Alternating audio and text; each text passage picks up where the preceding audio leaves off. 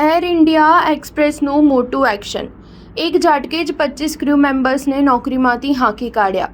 આજે પણ એરલાઇન્સની અનેક ફ્લાઇટ રદ। ટાટા ગ્રુપની એરલાઇન એર ઇન્ડિયા એક્સપ્રેસે 25 ક્રૂ મેમ્બર્સને કાઢી મૂક્યા છે। 7મી મેની રાત્રે નોકરીમાંથી કાઢી મૂકેલા કર્મચારીઓ અચાનક એકસાથે રજાઓ ઉપર ઉતરી ગયા હતા, જેના કારણે એરલાઇને વધુ 90 ફ્લાઇટ કેન્સલ કરવી પડી હતી। ટાટા ગ્રુપની એરલાઇન એર ઇન્ડિયા એક્સપ્રેસે અચાનક રજા પર ગયેલા 200થી વધુ ક્રૂ મેમ્બરમાંથી 25ને નોકરીમાંથી કાઢી મૂક્યા છે।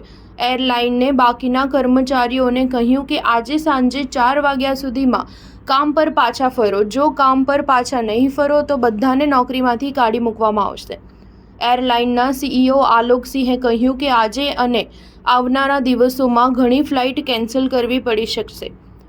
કંપની તેની ફ્લાઇટમાં પણ ઘટાડો કરશે।